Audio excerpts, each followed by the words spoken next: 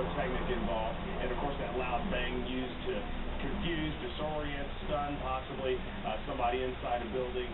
And from what I'm reading, normally these devices cannot start a fire or ignite paper, cloth, or any flammable material unless it's a flammable, unless it's something like gasoline or something that can catch fire. Something that's inert, it usually won't do that.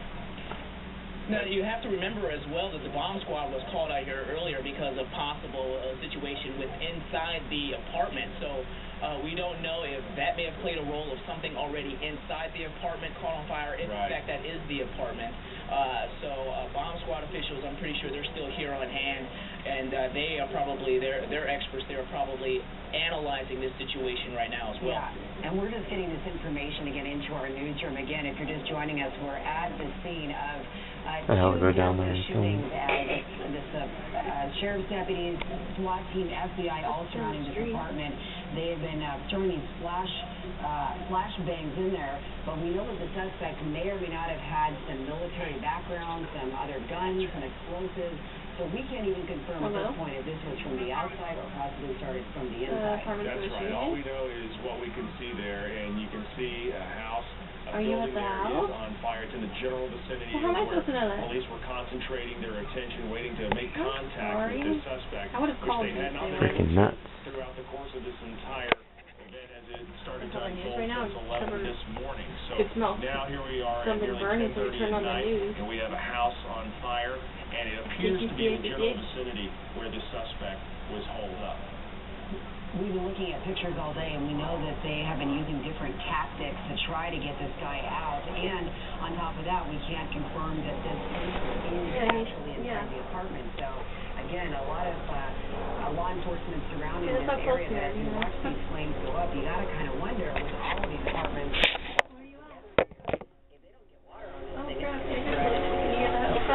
Yeah, Monty, as we continue to keep the camera trained on the fire, I'm wondering if you could just take a peek over your shoulder. What are the authorities doing right now? Crazy. Well, you know what? To be honest with you, there are several people crossing the crime tape here, trying to get a closer look. They have their cameras out, their cell phone cameras, trying to get a closer look. But police have actually, there are several officers.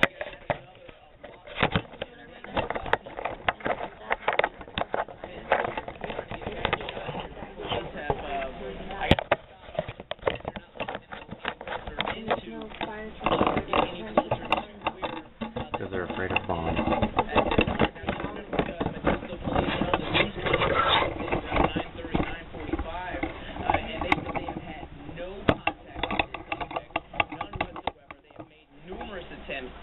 This evening, and they have had no contact whatsoever from this suspect, meaning they didn't know if this suspect was still alive or dead. But what they do know right now is, in fact, that this situation has multiplied and then some with this fire here now.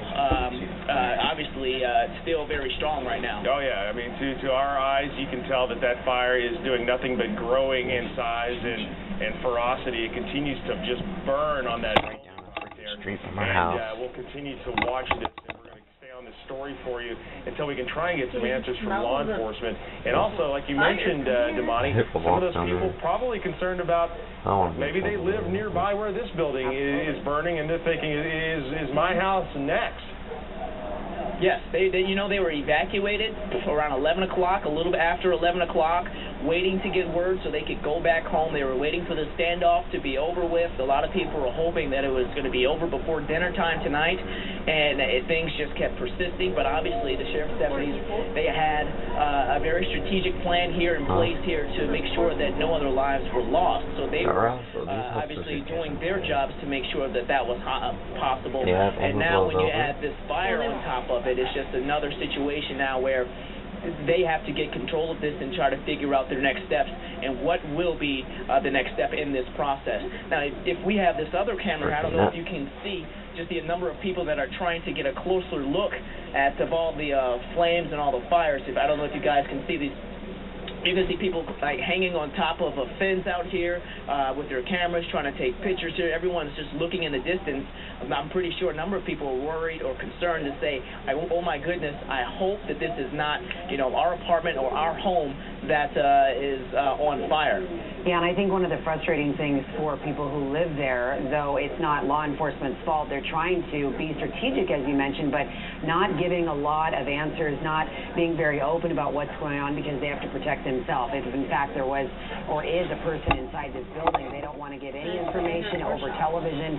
They've been very tight-lipped about their tactics, which is exactly what we would expect. We have been covering this from different angles from the air today as well. We have multiple reporters.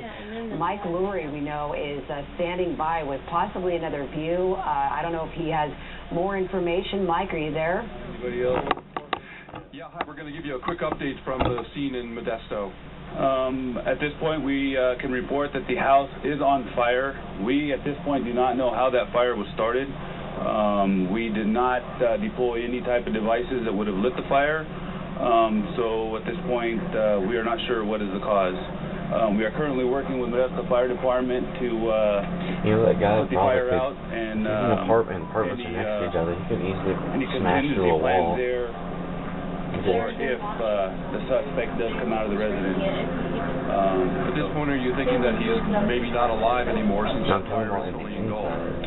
We're not sure at this point on what actions he's taken and what, if anything, he may be doing. How does this change your tactics or strategy as far as diffusing the situation? At this point right now, we're looking at getting this fire put out, and we'll work from that point, but it's still our goal is a safe closure to this with the surrender of the suspect. How can you fight the fire if the suspect may be there? That's the plan for the Fire Department to get out and to put the fire out for us. Obviously not something that we as law enforcement can do with our resources. All right. Thank you for the update. That's the very latest from Modesto. Obviously, this fire has intensified the situation here, and we're trying to get more details on this. But as you heard from the officer in charge here, the flames are giving a lot more interesting information to the situation here. We're trying to get more details, and we'll report to you live from Modesto as we get them. Mike, where exactly are you relative to this apartment? Are you kind of on the back side of this? What's going on around you besides the fire? Yeah, we're at the intersection of Peach and Prescott Street, which is not far from the apartment complex, and it is a residential neighborhood. And in fact, one of the most interesting things that we've seen is, as we look at the scenes of the fire and the flames that are behind us, there's been a lot of interest from the residents here in all of that. They've been actually watching the monitor in our live truck to get a briefing on the situation, and there's been probably a doubling of the number of people here just to get the latest information from the scene here in North Modesto. What are they telling you, Mike? Obviously they're concerned, but what's the general consensus from these folks? Do they know who this guy is, or? They have a pretty good idea who he is, although they're not telling us at this point for strategic and tactical reasons. But there was, as we mentioned earlier, an eviction that was served in this neighborhood earlier today, something that was done through the courts, an eviction notice that came about a week ago and served today. So they have a very good idea who this individual is, what his financial situation may be, and how that could have played perhaps a factor in today's deadly circumstances. All right, Mike Lurie, stand by, please, as you continue to get more information for us. Maybe. The one nugget of information we got from the Stanislaus County Sheriff's representative was that in addition to this being a house on fire, it happens to be the house where the suspect was barricaded inside. So no word yet on the condition of that suspect, but the house just continues to burn hard and fast. There's no sign of it letting up. And I thought it was interesting, too. We heard from Stanislaus County Sheriff's Deputy Anthony Bajarin, who was talking to Mike there, and he mentioned, too, hey, this wasn't us. This fire got started. He sounds like he thinks somewhere in the house. They didn't actually shoot anything at the house to start the fire, and what they can do at this point is stand there and watch the thing burn. They got to wait for firefighters to come in and try to get this thing out, but as we look at it from our vantage point, I should say, it looks like it's getting bigger. There's trees around there. There's other apartments. Yeah, I think so. And I've also pulled up just a picture, looking online, a map of how close some of those buildings are to each other as we watch this fire continue to burn. They're pretty close. I mean, I would guess anywhere from varying 10 to maybe 15 feet apart.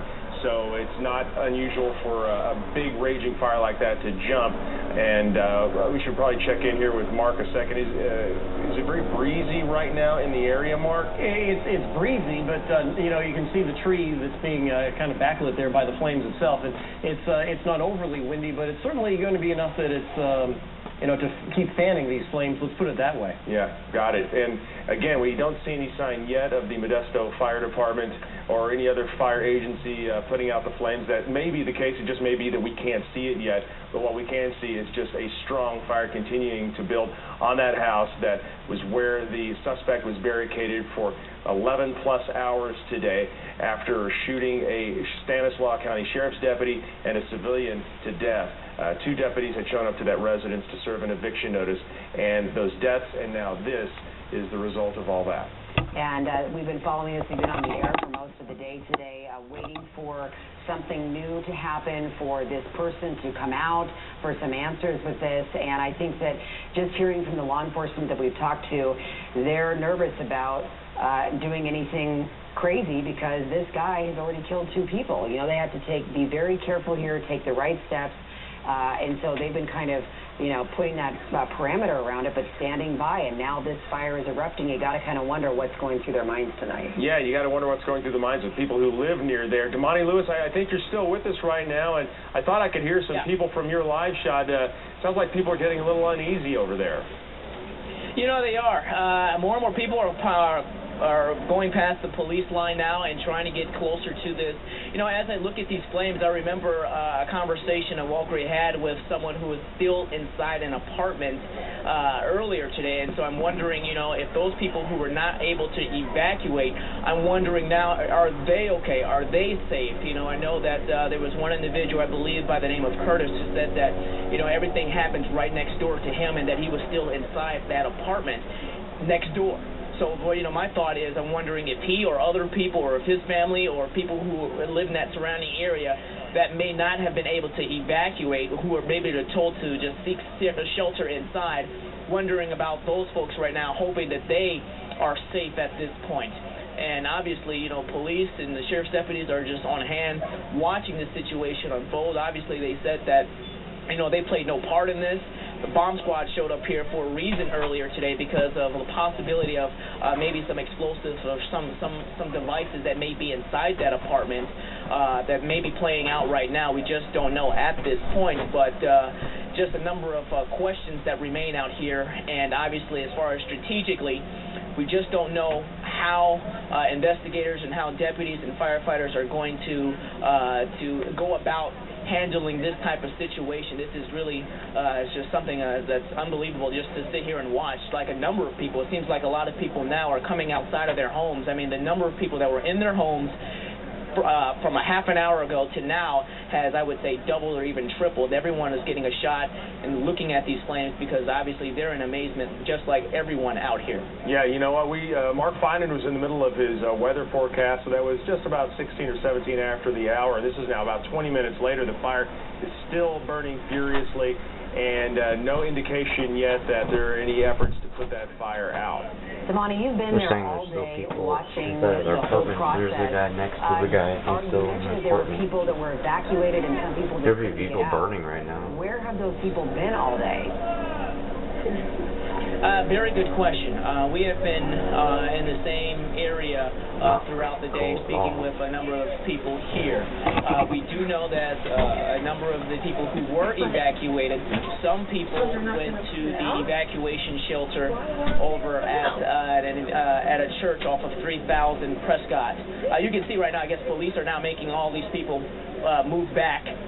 Get away from this area because they obviously don't want to increase the danger of this situation. So they're pushing everyone back here by the crime tape here, back behind the crime tape. But as I was saying earlier, a number of people that were evacuated went to that shelter. As for those who are in the perimeter, we just don't know if, in fact, they're still there. We don't know if police could not get them out because of the situation, the dangerous situation that they didn't want to put themselves or anyone else in danger as well, trying to get those people out because maybe they were a little bit too close to where everything happened. So we're a number of questions that still remain out here, Kelly. All right, so Damani, stand by. And folks are just joining us. We just want to